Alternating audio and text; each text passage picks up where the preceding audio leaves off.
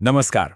आज हम एक ऐसे बल की बात करने वाले हैं जो कह सकते हैं हमारे पूरे ब्रह्मांड को आकार देता है। एक ऐसा फोर्स जो हमें जमीन से जोड़े रखता है और तारों को अपनी अपनी जगह पर।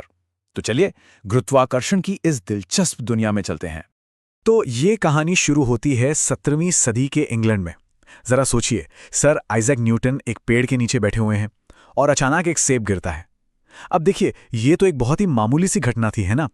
लेकिन इसी मामूली सी घटना ने एक बहुत बड़े सवाल को जन्म दिया। और सवाल ये था कि सेब हमेशा नीचे ही क्यों गिरता है, लेकिन चांद आसमान में ऊपर कैसे टिका रहता है? मतलब अगर कोई फोर्स सेब को जमीन की ओर खींच रहा है, तो क्या वही फोर्स चांद को भी नहीं खींच रहा होगा? और अगर खींच रहा है, तो फिर चांद हमारी धरती पर आकर गिर क्यों नहीं जाता? बस इसी पहेली ने, आप कह सकते हैं, मॉडर्न फिजिक्स की नींव रखी। तो चलिए सबसे पहले यही समझते हैं कि ये रहस्यमयी खिंचाव, ये पुल आखिर है क्या चीज। ये जो बल है, जिसे हम गुरुत्वाकर्षण या ग्रेविटी कहते हैं, ये काम कैसे करता है। अगर बिल्कुल आसान भाषा में कहें तो ब्रह्मांड में हर वो चीज जिसके अंदर मैटर है, मतलब पदार्थ है, वो दूसरी चीजों को अपनी तरफ खींचती है। ये सिर्फ एक फोर्स नहीं है, बल्कि ये तो मैटर की एक बेसिक प्रॉपर्टी है, एक मौलिक गुण है। और बस यही खिंचाव, यही अट्रैक्शन गुरुत्वाकर्षण है। अच्छा, इस फोर्स के बारे में कुछ खास बातें हैं।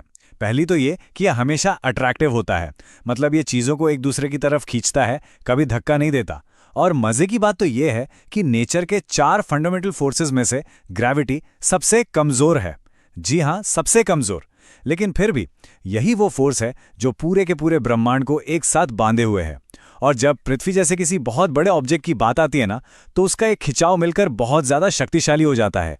ठीक है, तो अब एक बहुत ही आम कन्फ्यूजन को दूर करते हैं, मास और वेट, यानी द्रव्यमान और भार। हम अक्सर इन दोनों शब्दों को एक ही चीज समझने की गलती कर बैठते हैं, लेकिन फिजिक्स की दुनिया में इन दोनों में जमीन आसमान का फर्क है।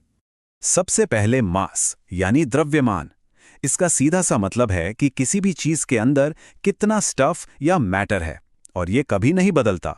कोई इंसान पृथ्वी पर हो, चांद पर चला जाए या फिर स्पेस में तैर रहा हो, उसका मास हमेशा सेव रहेगा। वहीं दूसरी तरफ है वेट यानी भार, और ये पूरी तरह से ग्रेविटी पर डिपेंड करता है।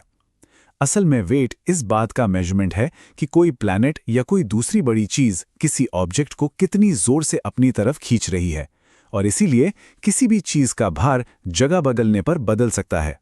इसको ऐसे समझते हैं, देखिए, मास सिर्फ एक नंबर है, जैसे कि 70 किलोग्राम, बस।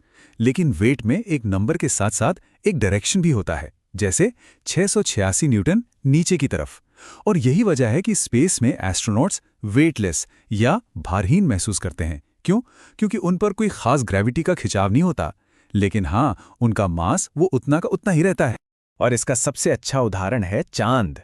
देखिए, चांद पर किसी भी चीज का मास तो उतना ही रहेगा जितना धरती पर है, लेकिन उसका वजन या कहें भार, वो धरती के मुकाबले सिर्फ छठा हिस्सा रह जाता है। क्यों? क्योंकि चांद की ग्रेविटी पृथ्वी से बहुत कम है। तो चलिए अब जरा बड़े पैमाने पर सोचते हैं। ये जो ग्रेविटी का फोर्स है ना, ये सिर्फ गिरते हुए सेबों या हमारे वजन तक ही सीमित नहीं है। नहीं, ये पूरे ब्रह्मांड में काम करता है, और यही बात इसे इतना कमाल का बनाती है। ये एक बहुत ही पावरफुल आइडिया है। इसका मतलब है कि हर एक चीज, ये फोन, ये माइक, सबसे दूर का तारा, सबसे बड़ी गैलेक्सी, सब कुछ एक दूसरे को हर पल खींच रहा है। ये एक तरह का अनदेखा धागा है जो ब्रह्मांड की हर चीज को एक दूसरे से जोड़ता है। न्यूटन की जीनियस यही थी कि उन्होंने ये समझ लिया था कि जो फोर्स सेब को नीचे खींच रहा है, न ठीक वही फोर्स चांद को पृथ्वी के चारों ओर घुमा रहा है, और ग्रहों को सूरज के चारों ओर उनकी ऑर्बिट में बनाए हुए हैं।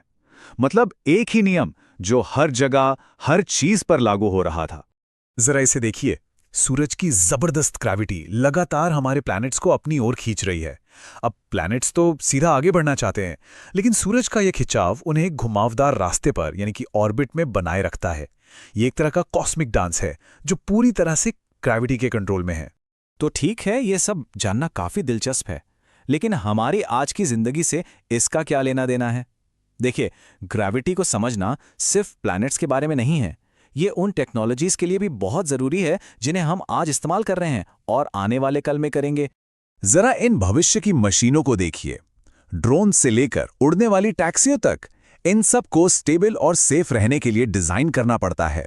और इसके लिए एक बहुत ही जरूरी कॉन्सेप्ट को समझना पड़ता है, जिसे कहते हैं सेंटर ऑफ ग्रेविटी या गुरुत्व केंद्र। इसे किसी भी चीज का बैलेंसिंग पॉइंट कह सकते हैं।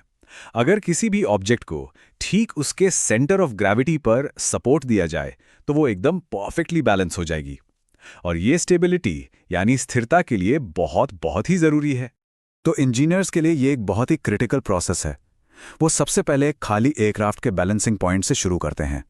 फिर जैसे जैसे उसमें इंजन, पैसेंजर्स और फ्यूल जैसी चीजें जोड़ी जाती हैं, वो बैलेंसिंग पॉइंट बदलता जाता है।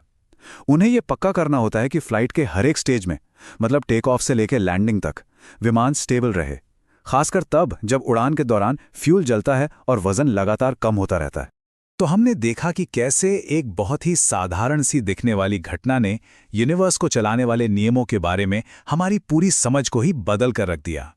ग्रेविटी हर जगह है, हर चीज को एक साथ बांधे हुए है, और ये हमें सोचने पे मजबूर करती है कि आखिर ऐसे और कौन से रहस्य हैं जो इस ब्रह्मांड ने अभी तक हमारे सामने नहीं खोले हैं।